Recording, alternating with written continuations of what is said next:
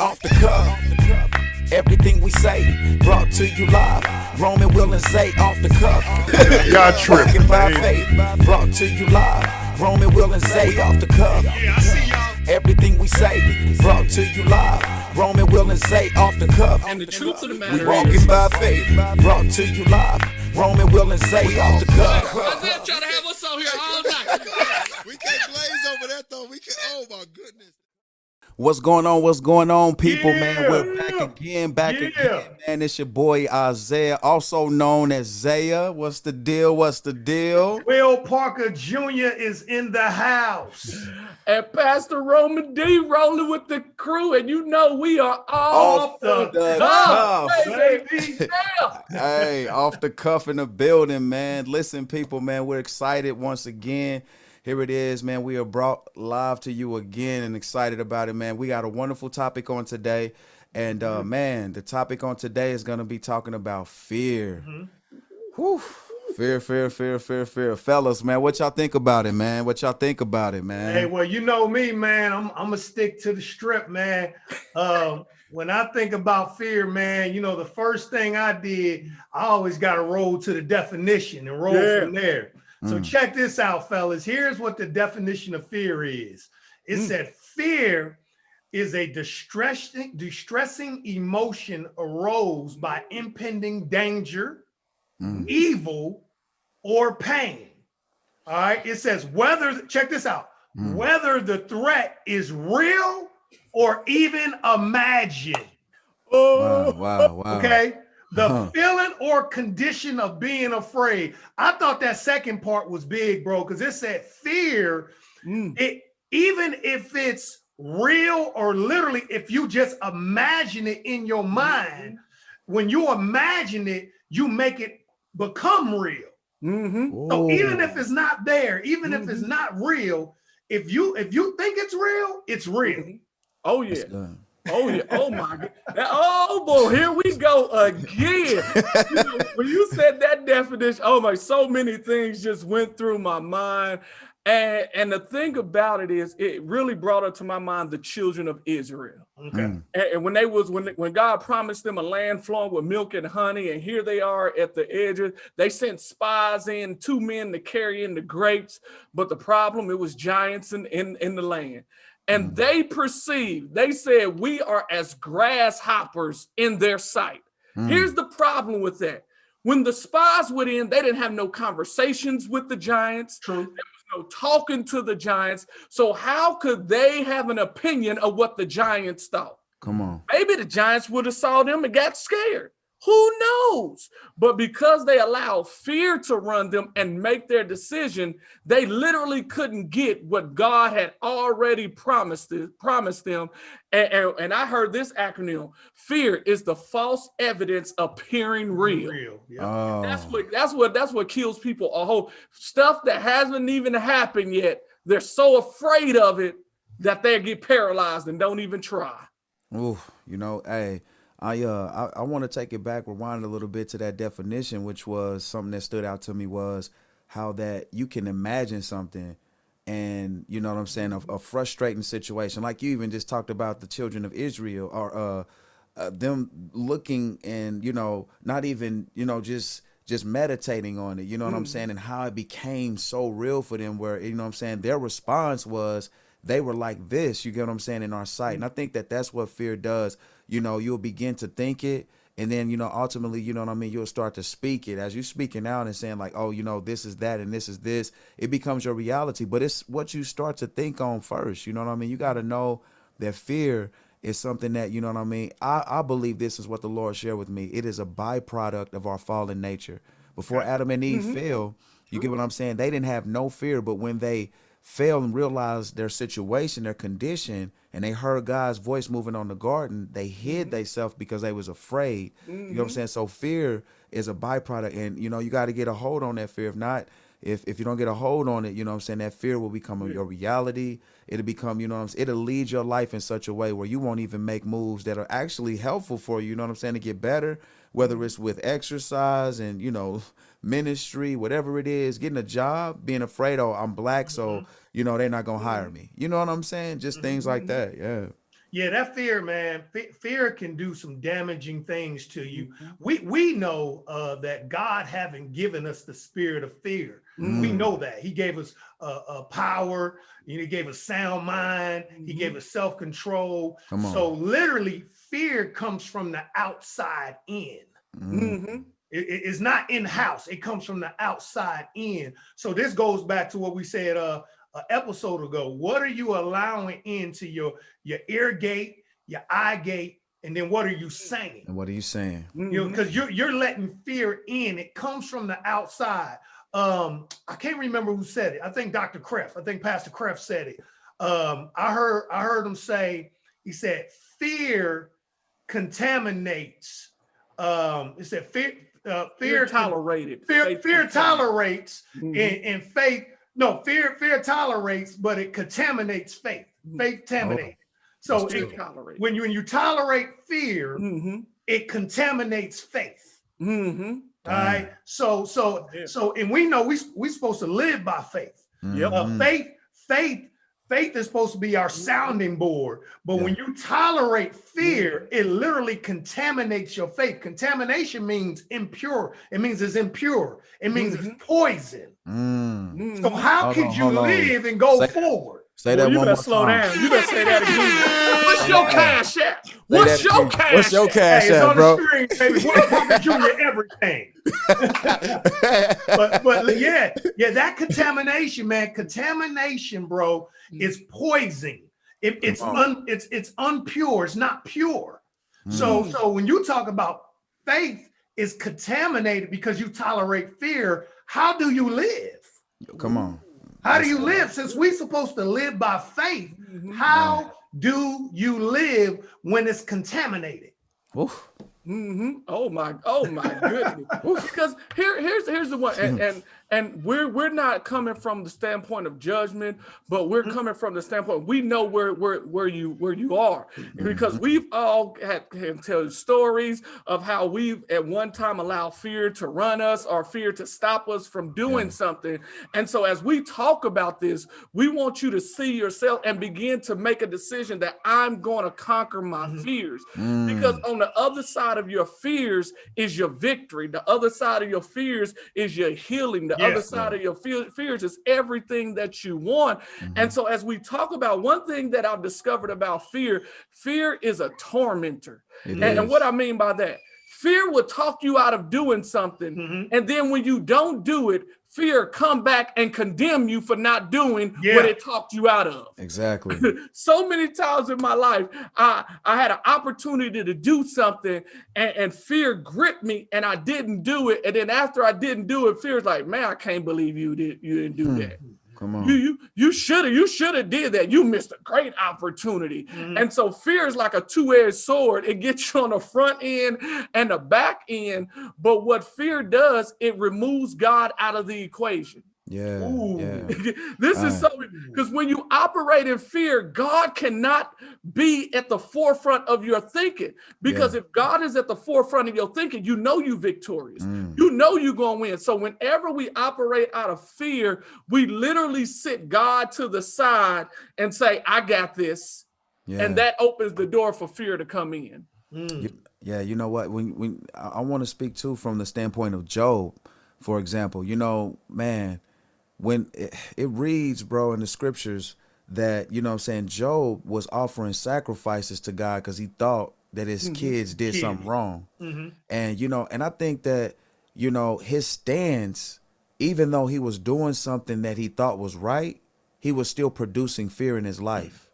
You know, he still was, you know, he was unsure about their personal stance. And you know, that's what it's like sometimes, you know, when you have fear so much, you know what I'm saying, it's how you operate. You'll begin to speak to God out of fear. You'll begin to, you know, pray out of fear. You'll begin to move out of fear. You'll do everything out of fear. And then, you know what I'm saying, and you'll get to a place to where, you know, you're no longer doing it. You know what I'm saying? You're not even enjoying it. It's just it's something now, like that fear got a grip of you so much so, you know what I'm saying? But what was so amazing about Job's story was that he stated, he said, what I feared had came up on me.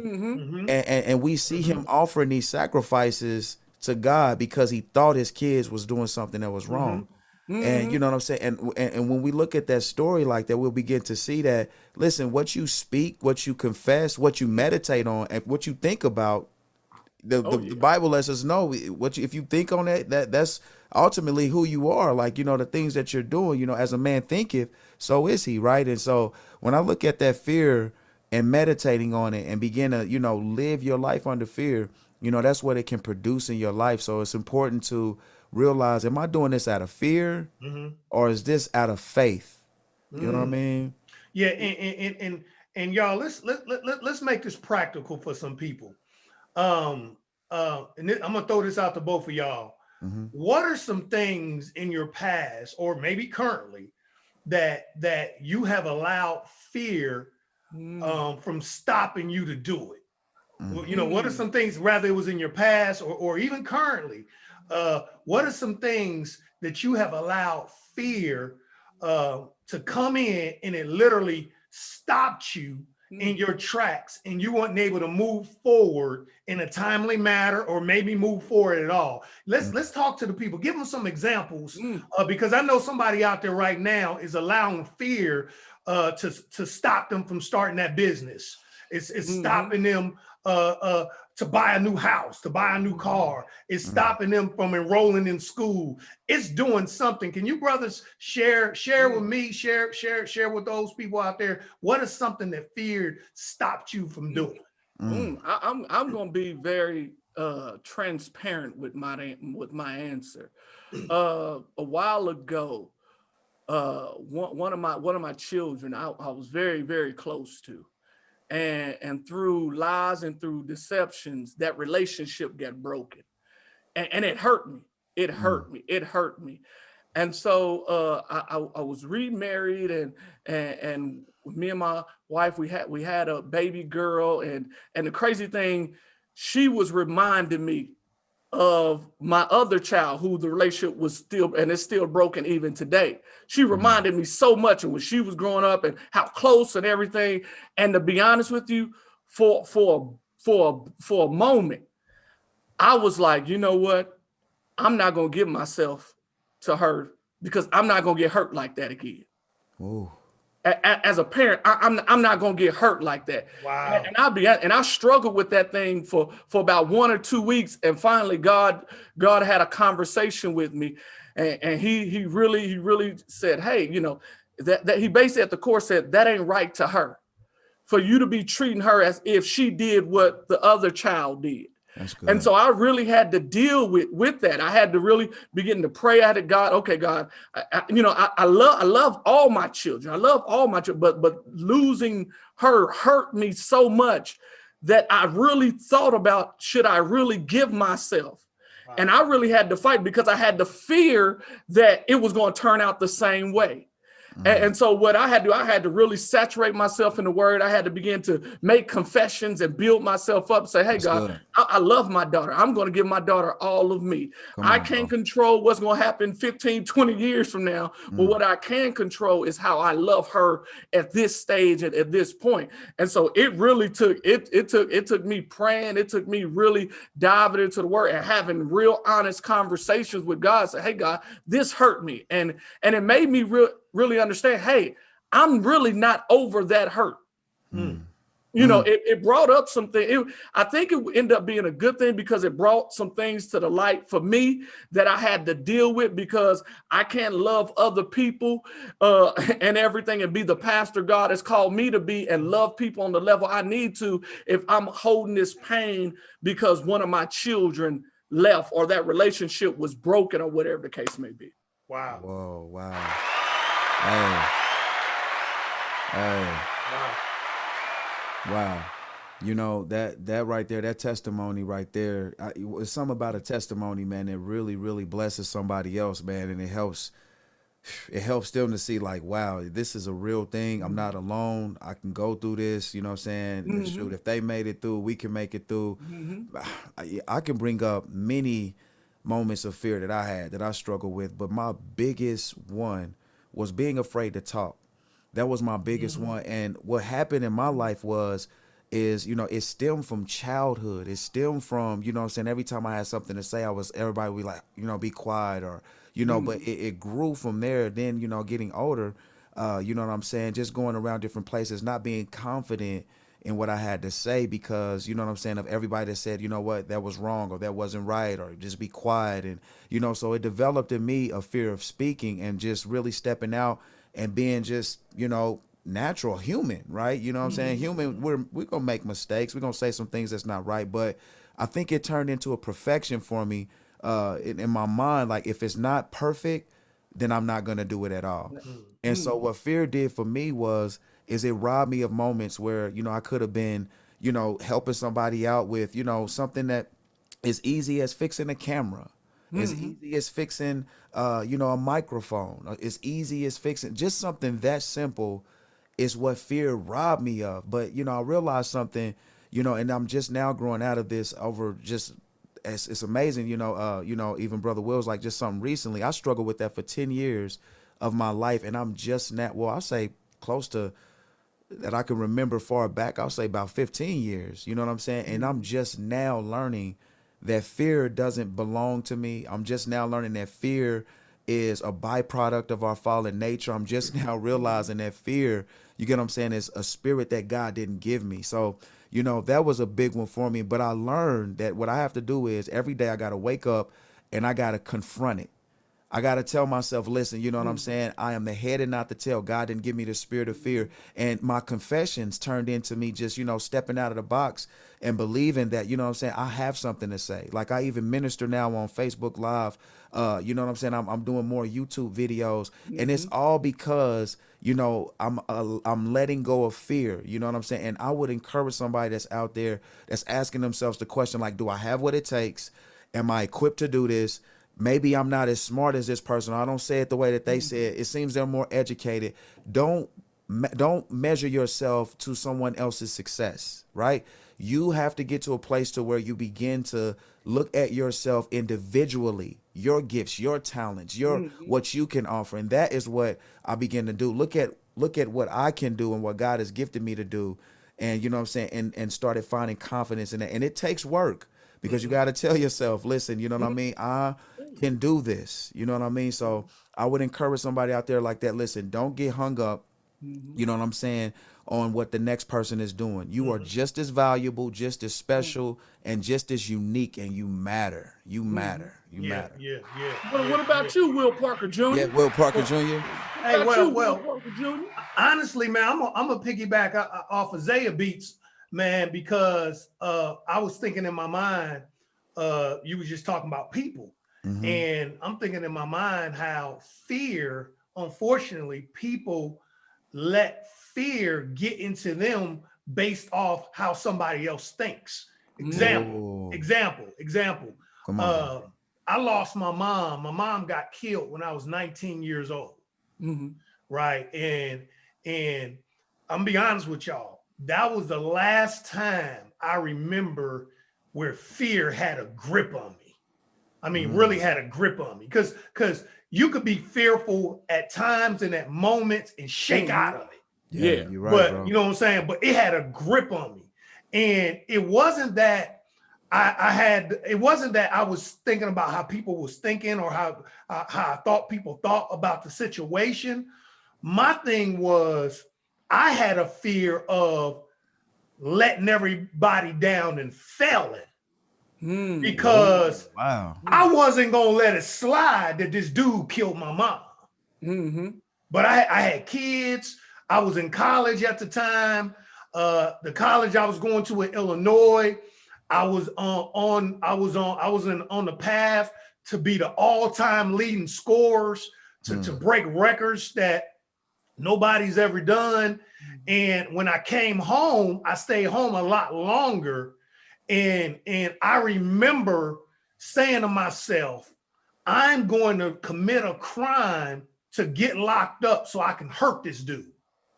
And the fear for me at that time was, I was thinking about my kids, and I was thinking about, what are people going to say? And why did he do that? Why did he throw away his life? He got kids. He was in college. My fear was really more based off the perspective of other people. Wow. You know what I'm saying? So thank God that he didn't allow me to go through with it, because I tried some stupid stuff, y'all. I was trying to break into a car, and there was a dog sleeping in the car. Dang, bro. Wow, I mean, everything I try to do, God had a roadblock up. Come on, and man. I just said, you know what, forget it. But I'm talking about everything I tried to do. Hey, I said, well, I'm gonna go to the liquor store and take something. It was a cop in the liquor store.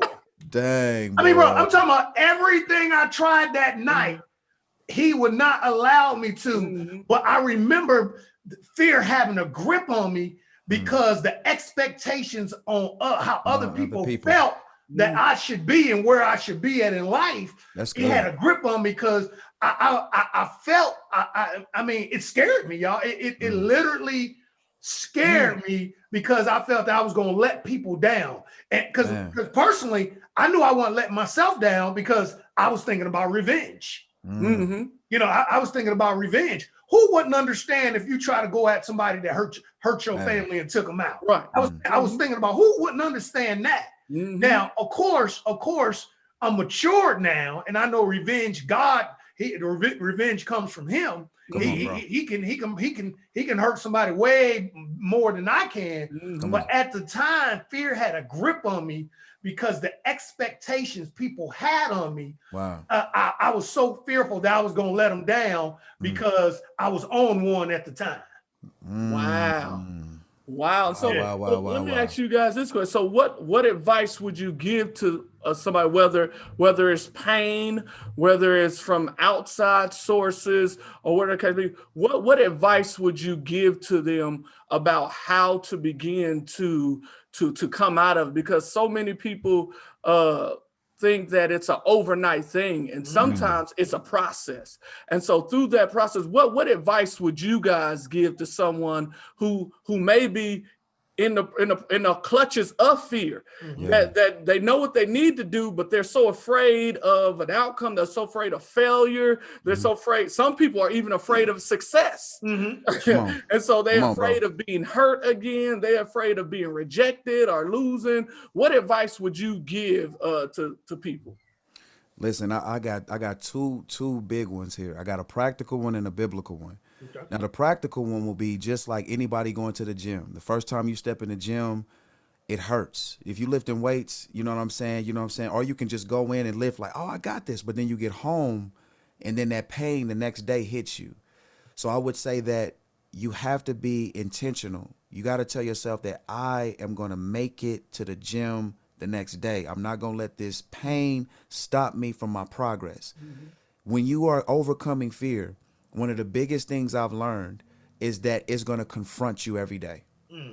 It's going to confront you every day. So you have to be intentional. You got to tell yourself, listen, I'm going to break this thing down. I'm going to get my David on. I'm going to slay this thing. I'm not going to allow this to control my life, because fear is a spirit, which means that until we are out of these bodies with our Father in heaven, we are going to have to confront it every day. Now, biblically, a way to overcome, which is what David did. David said, I sought the Lord and he delivered me from all my fears. So when you are seeking God, God is going to show you, you don't have to be afraid of this. He's going to show you that this is not what you thought it was. In fact, you know what I'm saying? What Brother Will was saying earlier, it's a mental mindset, what you told yourself consistently. All you did was what the bodybuilders do. You built up your innermost fear. You get what I'm saying? Until it was this big Dwayne Rock Johnson with one eyebrow up coming to get at you. You know what I'm saying? So I would say those. So I would say those two things right there, something to do. The practical one, confront it. The second thing, use scripture, put it on it. The Lord is going to deliver me from this. He hasn't given me the spirit of fear. Yeah, I would say number one for me would be just do it. I'm gonna use a Nike slogan. Just do it. Come on. Just do it. Have you guys been swimming before? I mean, most people been swimming before. Yeah. Most people before they jump into the swimming pool, they know it's cold, and some people go over there and put their toe in it. And those people that don't jump in because they had psyched themselves out that, oh, it's too cold. It's too cold. And really they have developed a state of fear at that particular time, saying, I want to get in, but it's too cold. But the people that just back up and run and jump and go into the water, just a few seconds later, they be like, woo, it feel good. It feel good. You know what I'm saying? So I think the first thing I would tell people is to just do it. Just jump in. It's not as bad as you think it is. The water is not that cold when you get in. Come on, bro. And so I said first that people just need to jump in. Yeah.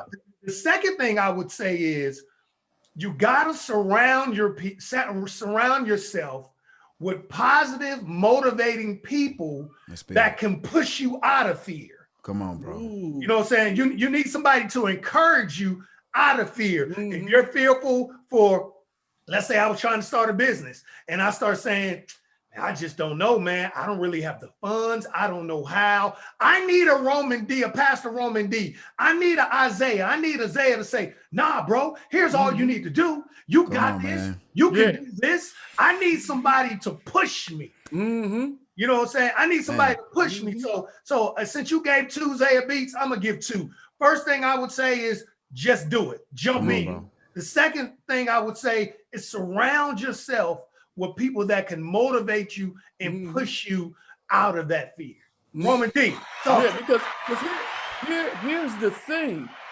A fear is a what if from a negative perspective. So what you got to do, you got to get some what ifs from the positive perspective. Come on, preach. If I start this business, the what if from the negative perspective is I can lose all my money. But what if from the positive, I start this business and become a millionaire and be able to change my family's life and be able to pay people's mortgages off and be able to pay for some of my nieces and nephews and my children to go to college? What if? What if from a negative, from a parent standpoint, if I give my heart to this child, they could break it. But a what if be from the positive could be, what if I give my heart and we have a wonderful relationship and I grow up a young person who loves God, who's respectable, who honors me as their parent, and we grow up and after they leave out my house, we can be the best of friends and have the greatest. We got to get some what ifs from the positive and begin to meditate on that thing and begin to think about it, because what happens is what you meditate on magnifies, or it gets bigger, it grows. And because you've been meditating on the negative what ifs, it's made it this molehill to this mountain. And so we got to take those what ifs from the positive and start thinking about, what if I start the business and change my family? What if I take this opportunity and I'm able to speak encouragement to people that I never thought? Can I give you a prime example? One of the things I'm with Isaiah, one of the things growing up was for me was speaking. I was so afraid when God called me to preach. I really didn't want to do it. I said, hey, let me be in the AV booth in the background. And because I've done that, God has just elevated me at every stage, And now here we are talking to you guys, a young man who had suicidal thoughts, who had low self-esteem, didn't want to speak in front of nobody, is now speaking in front of the nations. Why? Because I was able to overcome those fears by using even the strategies that my brothers just gave you. But I really had to dive in. What if the positive happened? Hallelujah. Hallelujah. Listen, I want to switch gears here, but I want to still stay in the same car. I hear my brothers and sisters out there. Somebody might be saying right now, okay, you know, we spoke about fear from a place of, you know, what I shouldn't, you know, allow to control my life. But then there's also, I hear somebody saying like, okay, but what about a reverence, a healthy fear? Can you brothers give some you know, some angles at that, you know what I mean, to somebody that, you know what I mean, is in that place right there that's saying that? Oh yeah, for sure. Here's what I think about when you said healthy or reverent fear. I thought about my father. Come on, bro. One of the reasons that I really haven't struggled with fear a lot during my lifetime is because of my father. He taught us how to be strong and bold. He introduced us to Christ. I've never seen him fearful. That's good. And That's good. young boys and kids at home imitate their parents. So I've never seen my dad fearful ever. I've never seen him fearful. So That's good. that reverent fear piece for me was I feared my dad, but it was a respect thing. When he spoke to me, when he talked to me, it wasn't even so much I knew I'll get disciplined. It's just that he was my dad, and he was bigger than me, he was stronger than me. He was a grown man. He got big hands. That's good. But the fear I had, it wasn't a fear of being in danger. That fear was more of a reverent fear of he's gonna help me and push me and get me to the right place. Now, I might didn't understand it all at the time, but I had more of a reverent fear for him, a respectful fear, not a scary fear. Not a, you know what I'm saying? So I think that's a healthy fear you'll have from your parents, a healthy fear you'll have from your father, your mother, even friends. It could be fear is not all bad. You know what I'm saying? That spirit of fear that God is talking about is that fear that stops you in your tracks and make you stop moving. Come on, bro.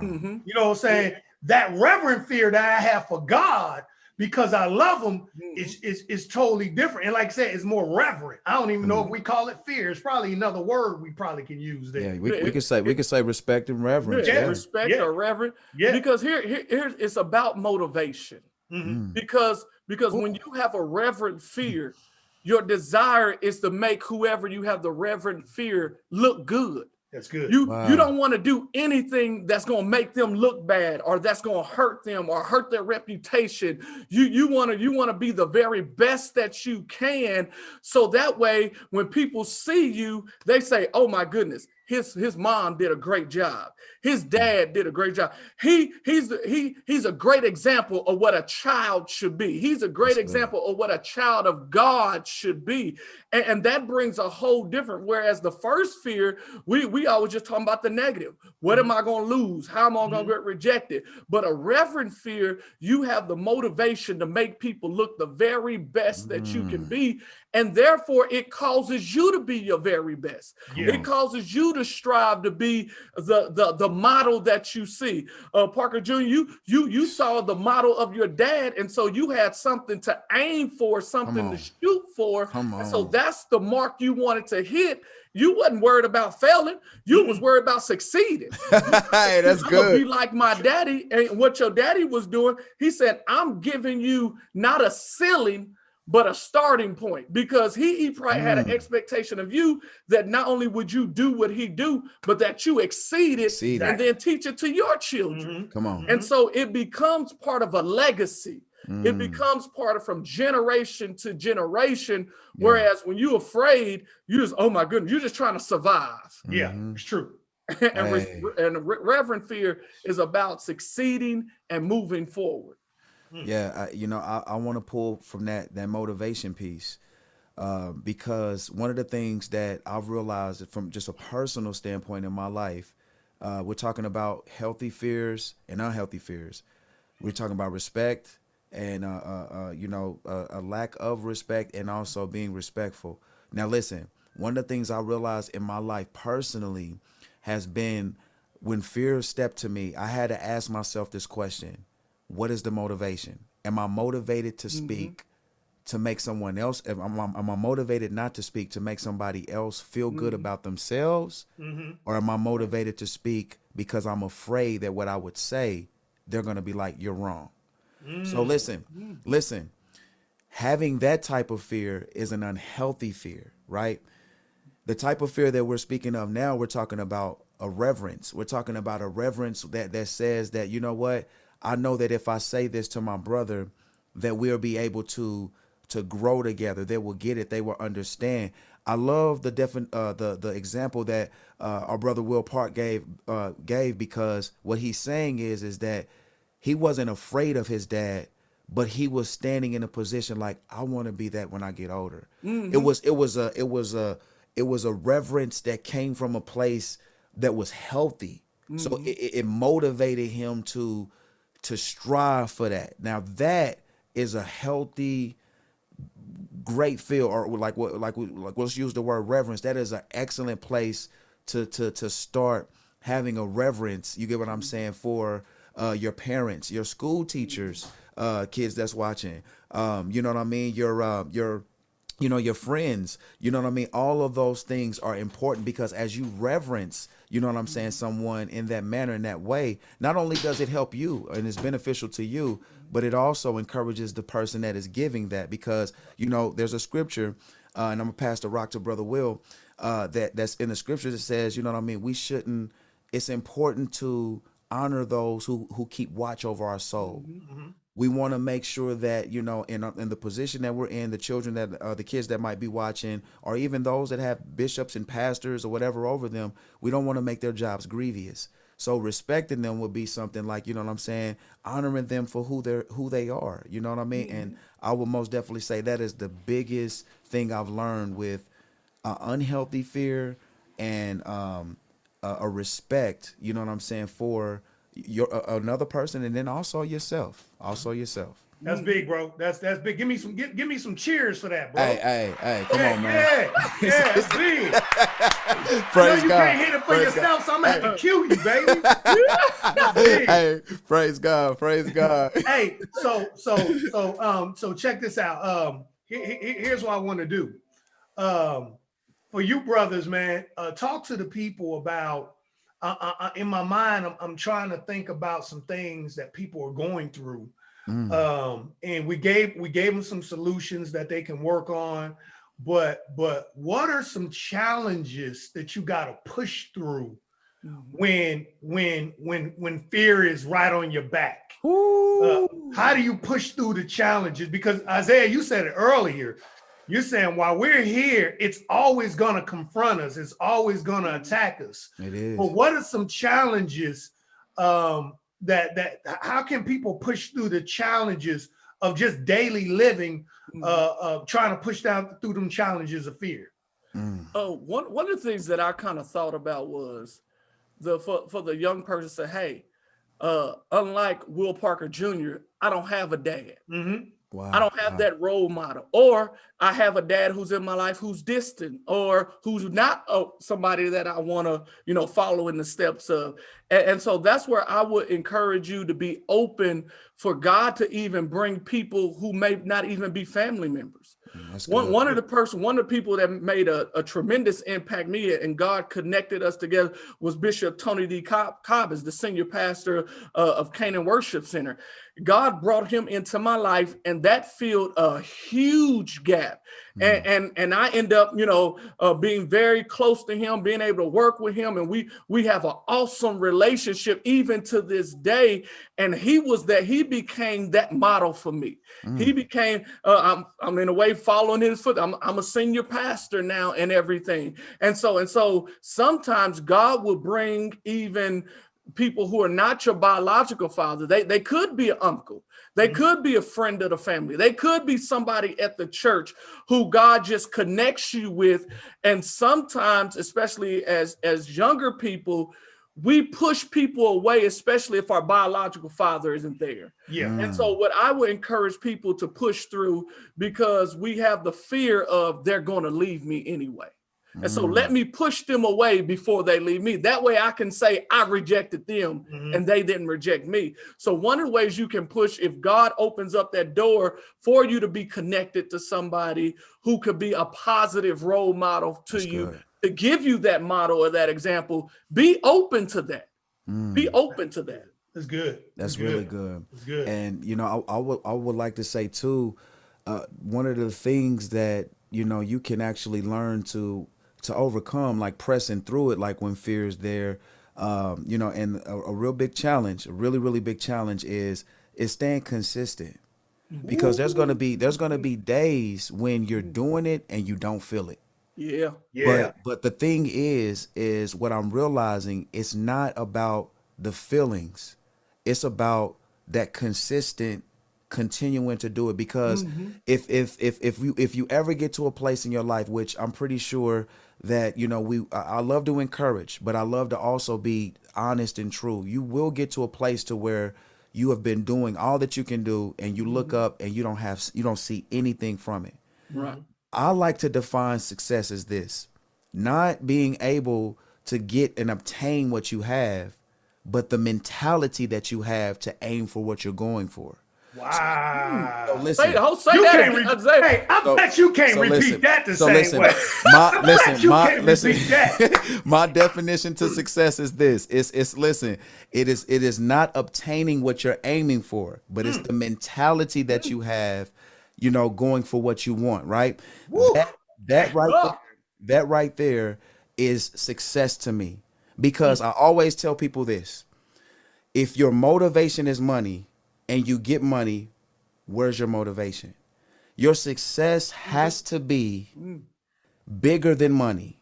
It has to be bigger than yourself. So on those days when you don't feel it, keep doing it, because those are the days that I've really honestly realized had the most impact, had the most destiny attached to it, had the most insight in those days. That's the day that the enemy's hitting you on your heels, telling you that you ain't got what it takes. But you got to keep pressing through that thing, because that is the moment that I honestly believe that's when you begin to see that it's bigger than how I feel. Wow. It is about what I'm called to and what I'm doing. And I'm going to continue to do this thing regardless of what it looks like, the feelings or the emotions. What I'm going to do is I'm going to set my mind on moving forward and not allowing how I feel to stop me from what I know I should be doing. That's Praise good, God. bro. Give me some. Yeah. Praise I'm gonna give me one of those machines so I can put it in there. Oh, Hey, that's what's up, bro. I need a oh. Hey, that's what's up. I'm gonna give me one of the machines. Watch. Hey, praise God.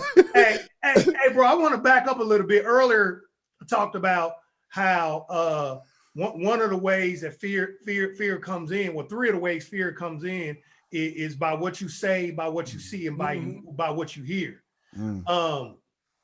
We have to stop as people when you notice that, you know what, I'm fearful all the time. You gotta capture and protect your three gates. Zaya, me and Roman D, Pastor Roman D, just had an opportunity to help a young lady. She had a demonic spirit in her house. And we was able to come over there. She was saved. So we really just came in agreement with her to cast this spirit out of her house. And yes, spirits are real, people. They are. They're real. That's real talk. And one of the things when I was talking to her before I got Pastor Roman D involved, because we've dealt with this thing before, is I asked her what changed in her life. And one of the things she told me that she was doing it on a consistent basis. Now she's not. She was watching a lot of horror films and horror movies. Wow. And what people don't understand about watching horror films and horror movies, you literally can open a gate into your home where spirits can creep in. Come on, bro. But not only that, you can create fear. See, That's people good. think going to watch horror movies, going to haunted houses and all that is cool. That's big, bro. But you can literally generate and create fear. So now here's what happened. When you see something that's kind of scary, it's scary to you because you have trained, you have conditioned yourself to be scared all the time. And when you do that, you are literally bringing fear at the footstep of your doorway.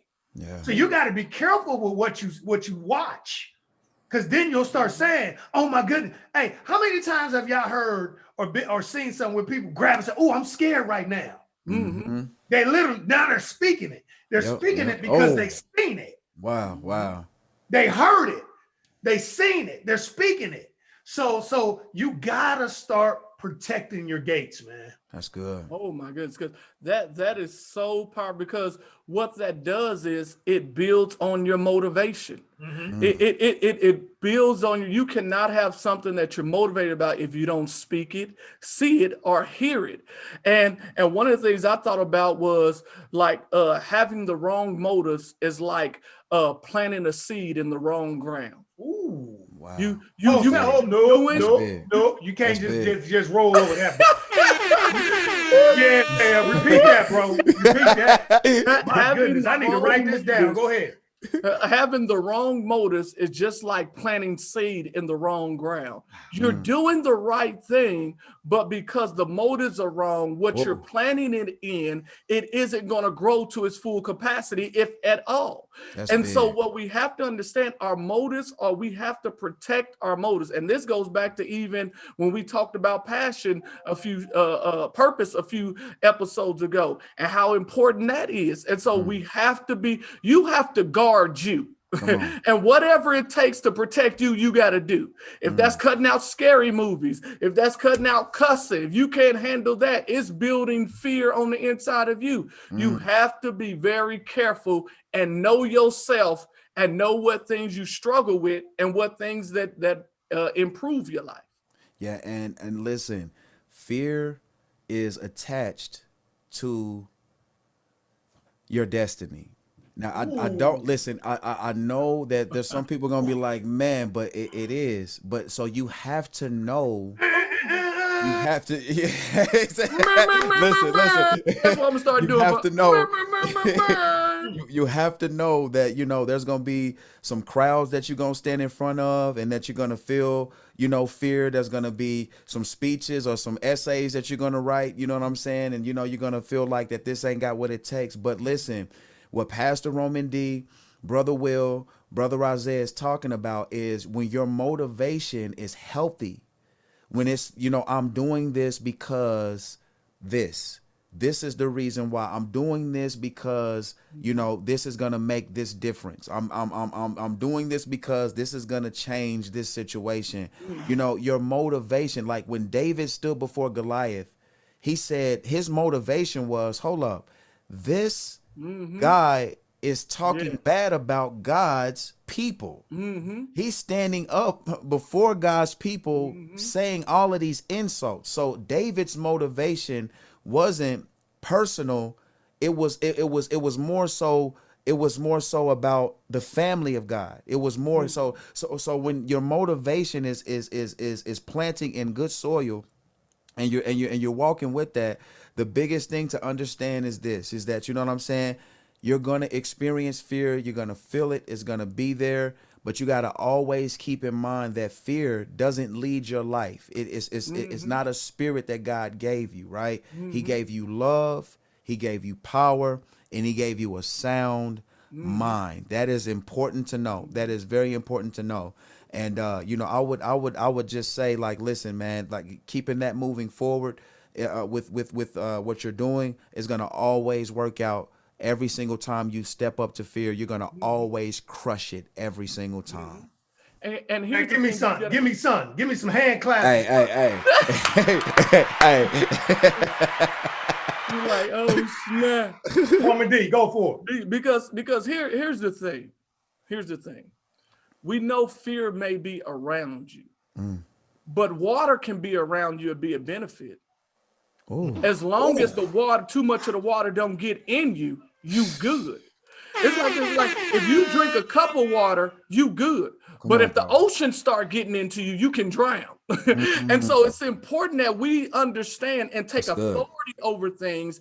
And that's why we need to keep certain things at bay. That's the reason why we need to keep certain things as far away from us as possible. But just because fear may be around you, don't mean it got to be connected to you. Don't mean it got to be in you. And so you have to take the authority that God has given you. He says, whatever you bind on earth will be bound in heaven. Whatever you loose on earth shall be loose in heaven. And so you have authority over that thing. And so we even need to get so bold that we start talking to ourselves and our fears. When those fears rise up, say, oh no, I'm a child of the King. My God is powerful. He is strong. And since I'm his child, I possess that same power. So fear, I'm not going to let you stop me. I'm going to start this business and it's going to succeed. It's going to bless people. I'm going to love my children no matter what. I'm going to be who God called me because I am fearfully and wonderfully made. That's how God made me. So faith, I call you now. Hey, faith, you are a servant and I'm putting you to work. I'm putting you to, the Bible calls faith a servant, and there's not one Lord or one master who has a servant and don't allow them to work. And so we encourage you today to really use your faith to literally begin to do the things that God has called you to do. That's when you begin to not allow the fear to run your life, but you begin to move by faith. You begin to walk by faith and not by sight. Oh, God. Brother Will, you got something to say on that one, bro? Hey, listen, in this faith that Pastor Roman D is talking about, it's the supernatural power of God made available to man, where man can transform his situations, his circumstances, and his conditions on this earth. So faith, this servant, can literally change everything. Oh, man. Yeah.